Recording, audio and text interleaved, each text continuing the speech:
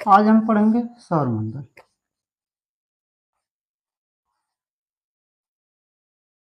जिसको हम अंग्रेजी में सोलर सिस्टम कहते हैं।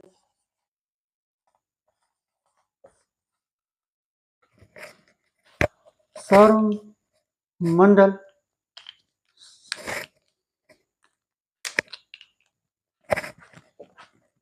सौरमंडल कैसे कहते हैं? सूर्य के परिवार को सौरमंडल कहते हैं,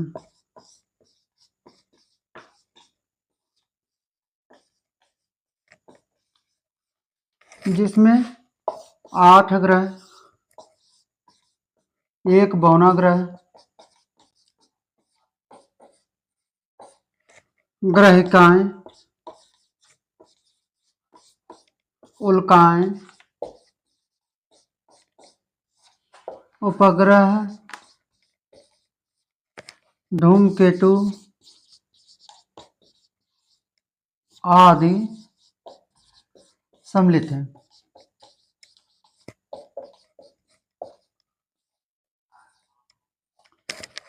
सौरमंडल में सौर केंद्र होता है। बाकी ये सारे जो ग्रह, उपग्रह, उल्काएं, ग्रहिकाएं, धूमकेतु हैं, ये सूर्य के चारों तरफ परिक्रमा करते रहते हैं, चक्कर लगाते रहते हैं। पृथ्वी पर ऊष्मा और ऊर्जा जो है सूर्य से ही प्राप्त होता है, यानी कि पृथ्वी पर ऊर्जा का सबसे मुख्य स्रोत सूर्य है।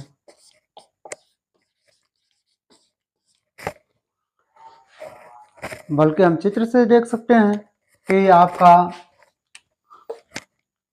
यह सूर्य है, इसके चारों तरफ ग्रह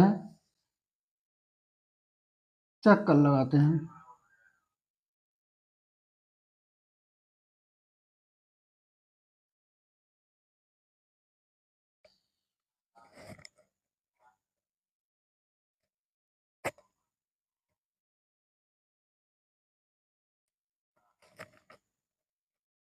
एक आखिरी बार देखेंगे, यह मान लीजिए आपका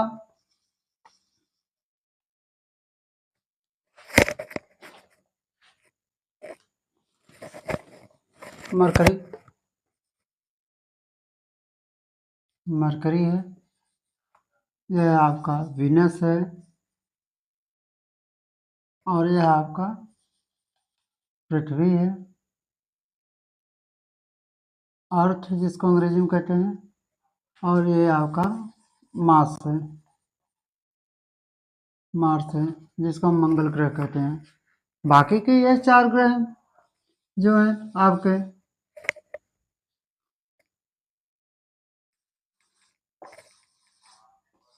सबसे लास्ट में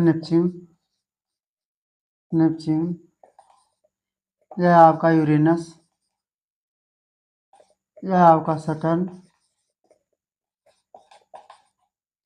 और आपका यह है जुपिटर।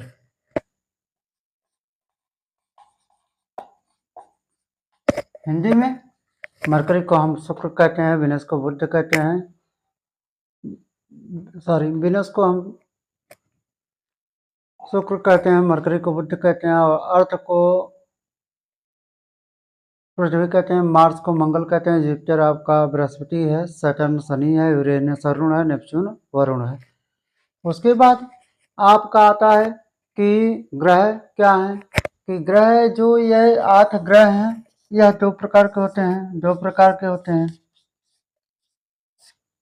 एक अंतःग्रह होते हैं और एक बाह्य ग्रह होते हैं। अंतःग्रह में आपके बुध, शुक्र, पृथ्वी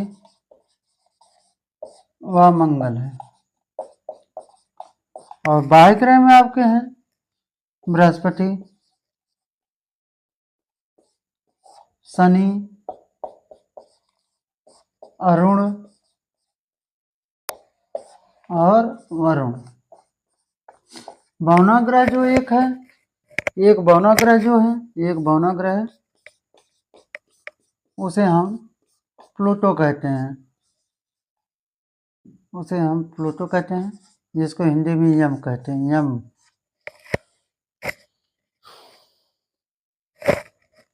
उतारेंगे।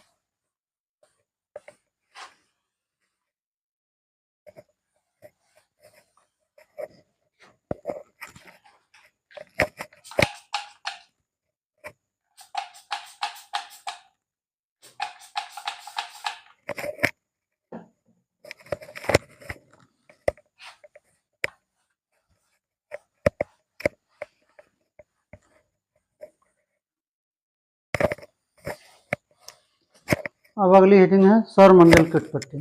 सौरमंडल की उत्पत्ति।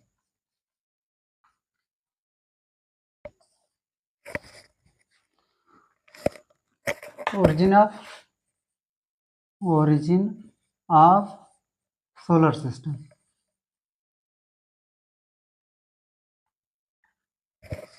Solar system. कुछ वैज्ञानिकों का मत है कि अंतरिक्ष में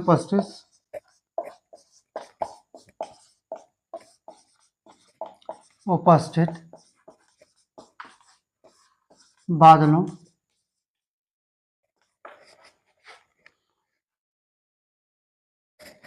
में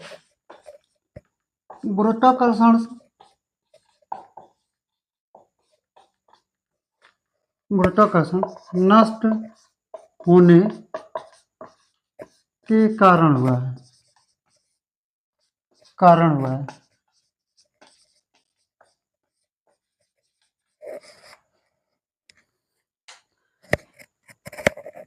इसकी पुष्टि करता है आपके कि जो सूर्य के करीब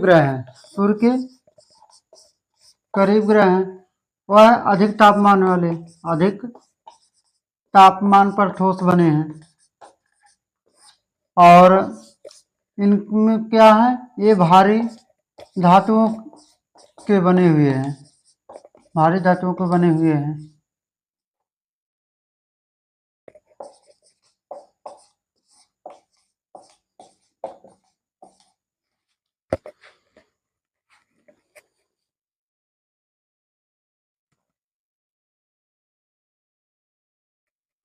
और सूर्य से जो दूरी पर स्थित हैं, यह क्या है कि हल्के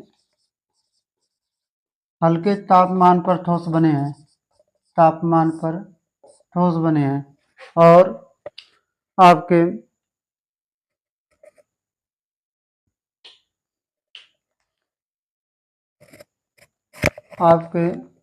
इसमें हल्की धातुएं भी होती हैं, हल्की धातुओं को बने होते हैं।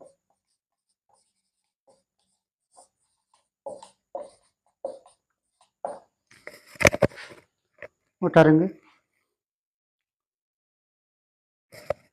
लेकिन अधिकांश वैज्ञानिकों का मत है कि ब्रह्मांड की उत्पत्ति 15 अरब साल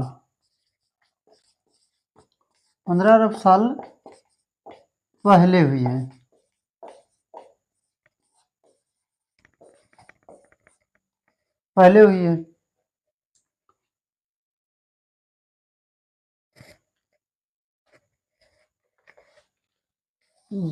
जिसका कारण भारी बिग बैंग धमाका था।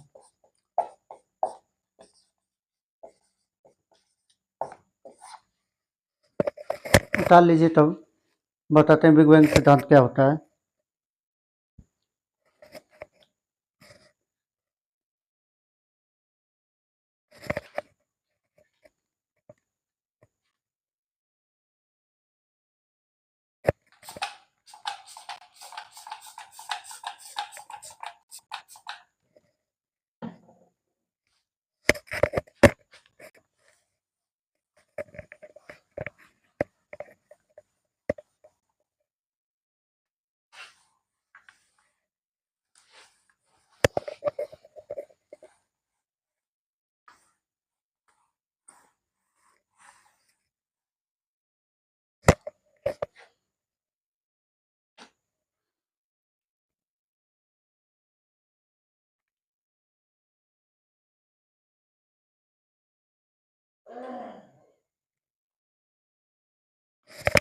बिग बैंग सिद्धांत के बारे में बताते हैं।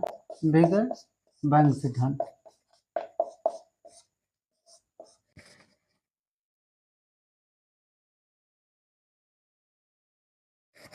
बिग बैंग में जब धमाका हुआ या विस्फोट हुआ, तो यह सारे भौतिक पदार्थ क्या हो गए, बिखर गए। भौतिक पदार्थ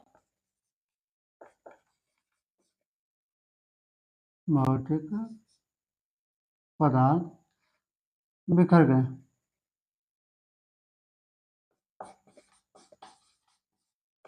उसके बाद यही बिखरे हुए पदार्थ ग्रह, तारे, उपग्रह, मंदाकिनी आदि का रूप ले लिए। बिग बैंग सिद्धांत क्या कहता है?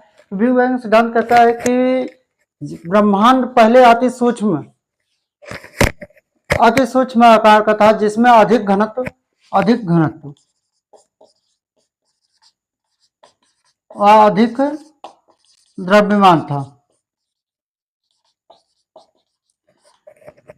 अधिक घनत्व और अधिक द्रव्यमान होने के कारण आंतरिक बल लगा और उसके कारण बिग बैंग धमाका हुआ, जिसके परिणाम स्वरूप क्या हो गए कि यह धमाका हुआ तो यह जो सन्निहित पदार्थ थे वह दूर दूर बिखर गए, और दूर दूर बिखरने के बाद ये लोग मंदाकिनियों का रूप धारण कर लिए, मंदाकिनियां बने।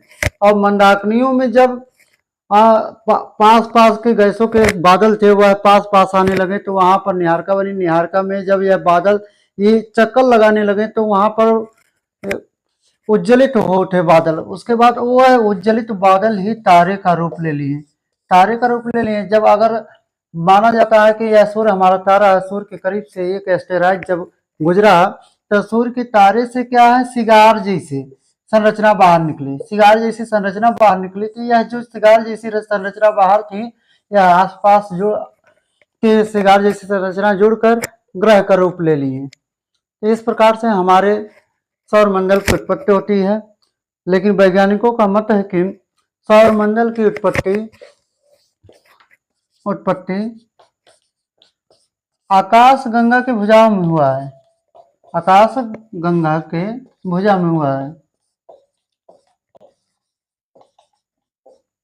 भुजा में हुआ है।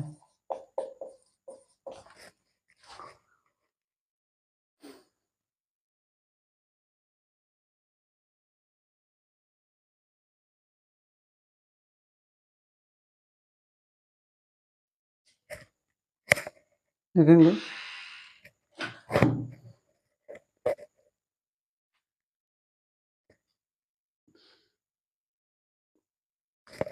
अब देखिए, भुजा में हल्के ठंडे गैस के बादल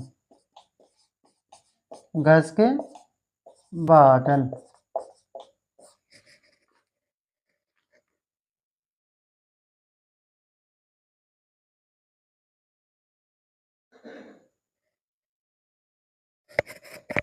बादल धीरे धीरे चक्कर लगाने लगे।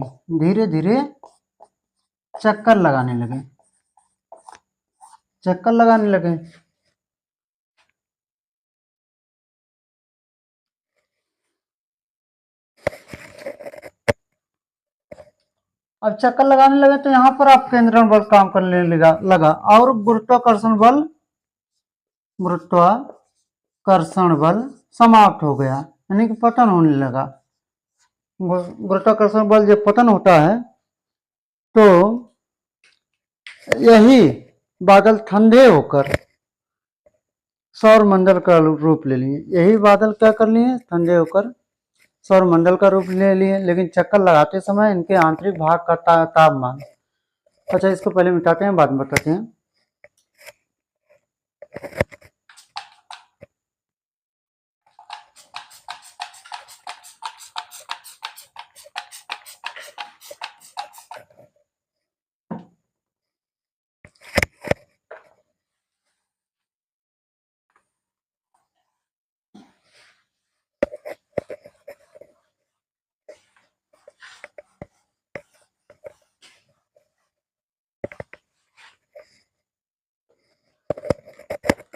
गैस के बादल जब चक्कर लगाने लगे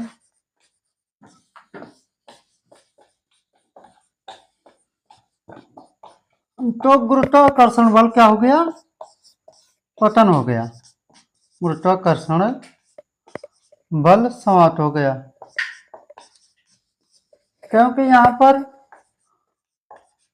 अपकेंद्रण बल काम करने लगा था, जिसके कारण इन बादलों के आंतरिक भाग का तापमान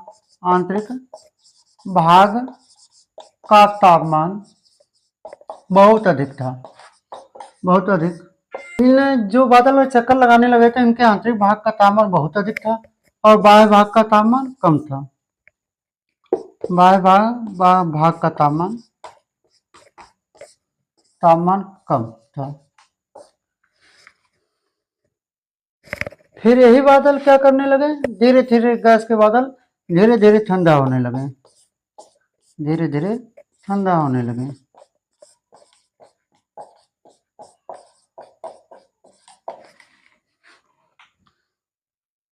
और ठंडा होकर सौर मंडल का रूप ले लिए, सौर मंडल।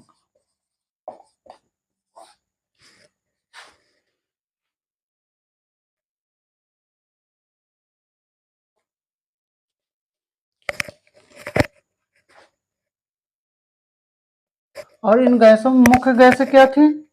हाइड्रोजन, हीलियम, थोड़ी मात्रा में ऑक्सीजन भी थी और कुछ मात्रा में आपका एक भारी तत्व था जिसका नाम आयरन था। उतारेंगे।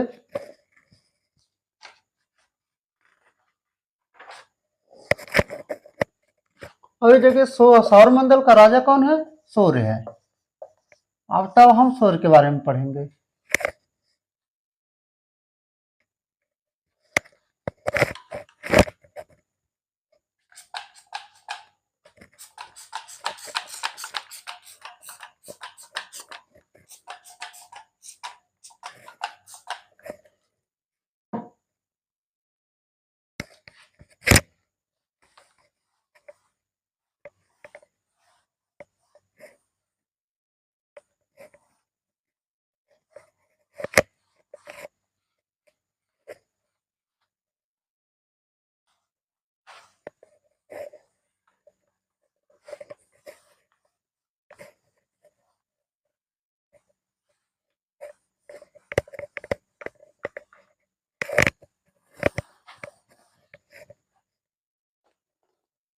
अध्ययन करेंगे सूर्य के बारे में। सन, सूर्य। सूर्य का व्यास कितना है? व्यास 13,92,000 किलोमीटर।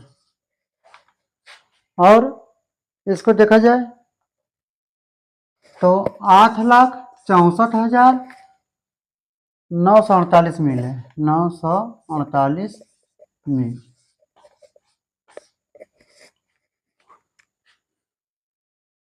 इसका द्रव्यमान कितना है? मास 1990 मिलियन, 4 बार।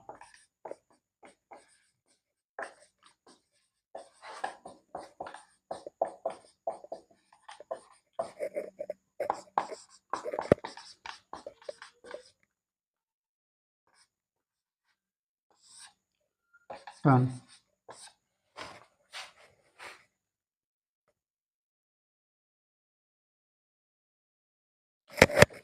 सूर्य के आंतरिक भाग का तापमान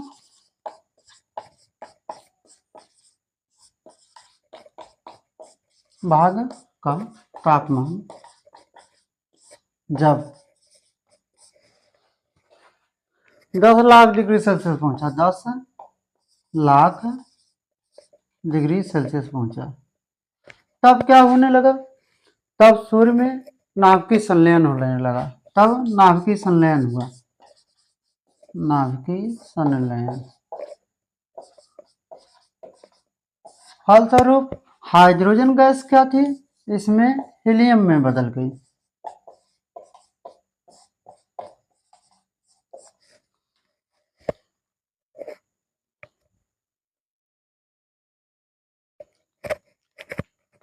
नाभिकीय संलयन के कारण ही सूर्य में लगातार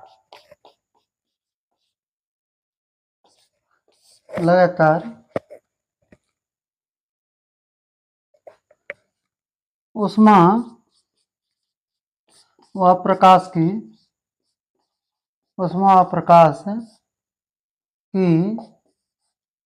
लपटें उत्सर्जित होती रहती हैं।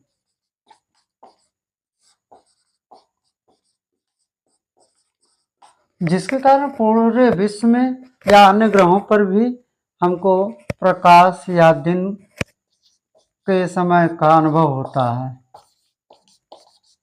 वरना अगर यह नाभिकीय संलयन ना हो या सूर्य से ऊष्मा प्राप्त ना हो, ऊर्जा ना प्राप्त हो, प्रकाश ना प्राप्त हो, तो सारे ग्रहों पर अंधेरा छा जाएगा। नोट करेंगे।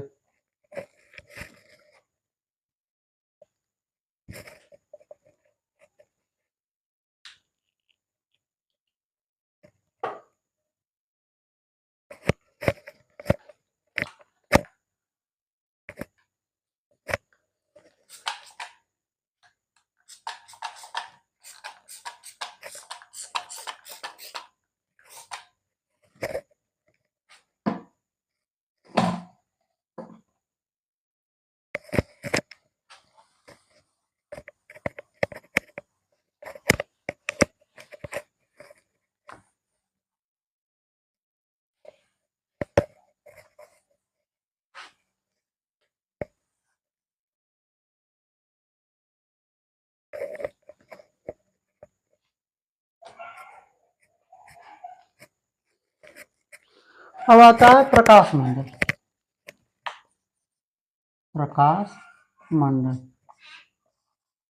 जिसे हम कहते हैं फोटोस्फीयर।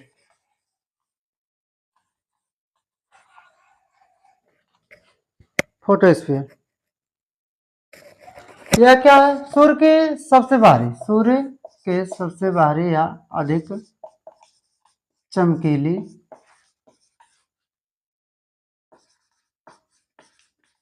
बाह्य परत को प्रकाश मंडल कहते हैं।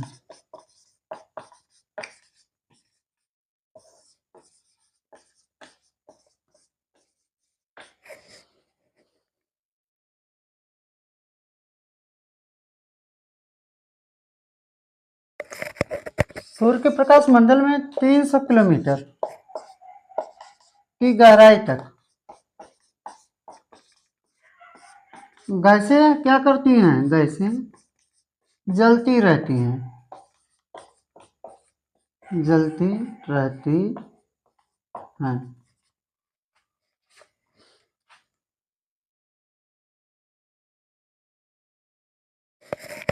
प्रकाश मंडल का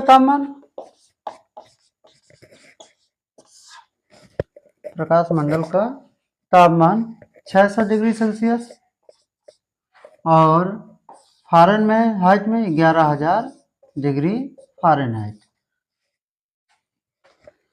नोट करेंगे। इसके बाद हम वर्णमंडल पढ़ेंगे।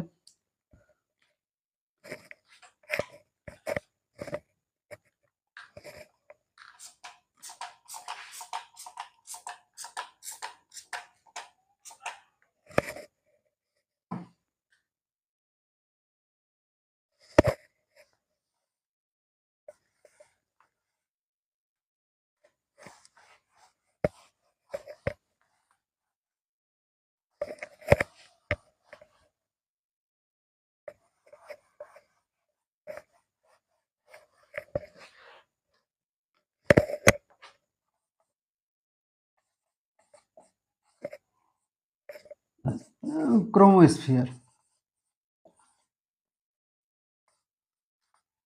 देखिए, प्रकाश मंडल क्या था? सूर्य की बाहरी परत था, अधिक चमकीला था। लेकिन वर्णमंडल क्या है? वर्णमंडल प्रकाश मंडल की बाह्य परत है। अब देखिए इसको कहते हैं प्रकाश मंडल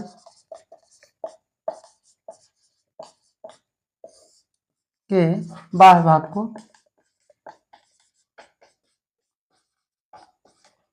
वर्णमंडल कहते हैं।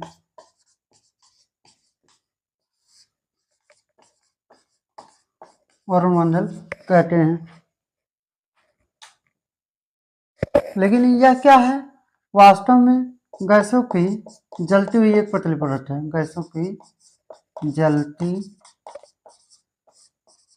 हुई एक पतली परत है।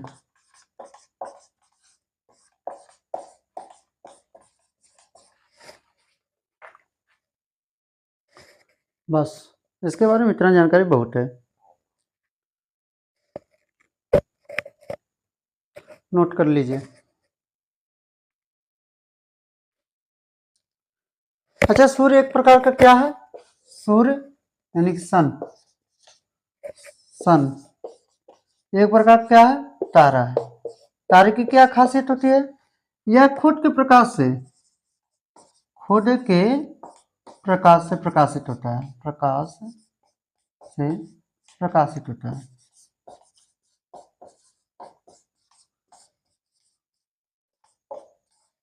या हम कह सकते हैं कि जो तारे होते हैं उनके पास खुद का प्रकाश होता है और दूसरों को प्रकाशित करते रहते हैं। जैसे क्या है कि सारे ग्रह क्या करते हैं? सूर्य का चक्कर लगाते हैं, जिनके कारण जो सूर्य के तरफ ग्रह का जो भाग सूर्य की तरफ पड़ता है तो वह भाग पर उजाला होता है। इसका मतलब है कि जिस भाग पर सूर्य की किरणें पहुंचती हैं तो वहां पर हमको उजाला या प्रकाश दिखाई देता है, और जहां पर नहीं पहुंचते हैं वहां पर हमको अंधेरा दिखाई देता है।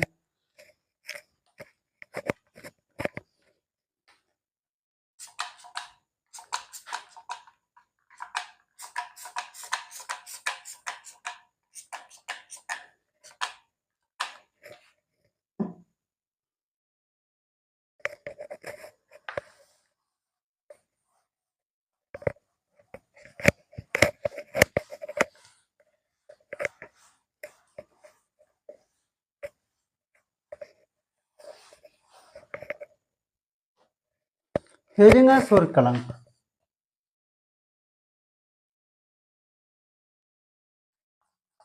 जिसको सन स्पॉट कहते हैं। Sun spot.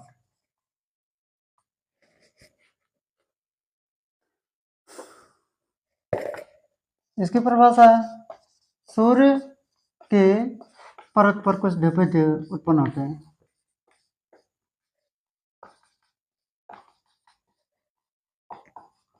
सूर्य की परत पर कुछ धब्बे उत्पन्न होते हैं जो सूर्य कलंक कहलाते हैं।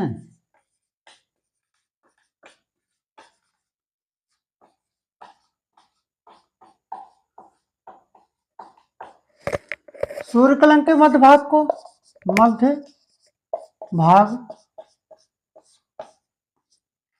प्रच्छाया कहलाता है, जिसको हम कहते हैं अम्बरा। और प्रकाशित भाग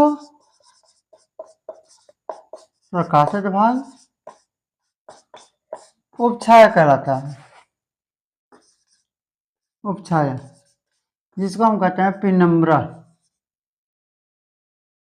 पिनम्बरा।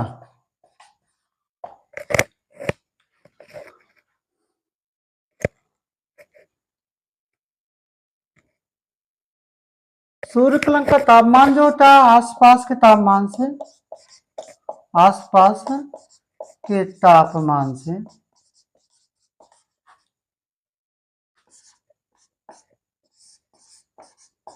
1500 डिग्री सेल्सियस कम होता है।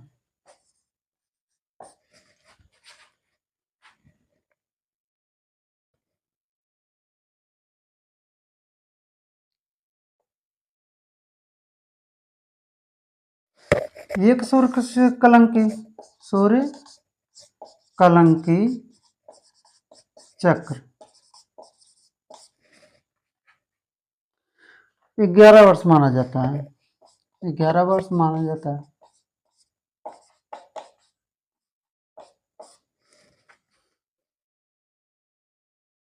और इनकी संख्या क्या करती है?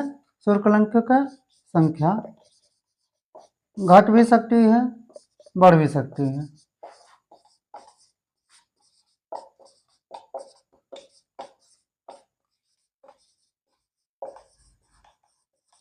इन्हीं सूर्यकलंक की संख्या के घटने और बढ़ने के कारण पृथ्वी की जलवायु भी प्रभावित होती है। इसके कारण क्या होता है? पृथ्वी की जलवायु प्रभावित होती है।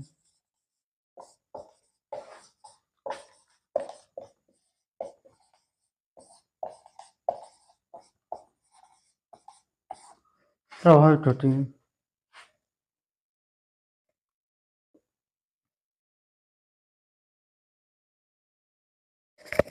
वैसे नॉर्मल में सूर्यकलंक की औसत आयु कुछ दिन से लेकर कुछ महीनों तक होती है।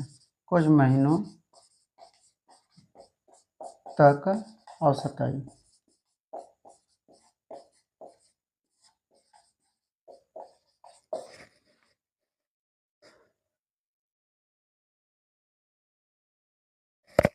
अगर मान लीजिए सूर्यकलंक जब उत्पन्न नहीं होता है, जब उत्पन्न नहीं होता है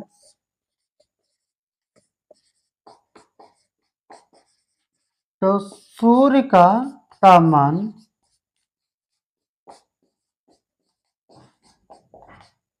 1 डिग्री सेल्सियस कम रहता है। कम रहता है।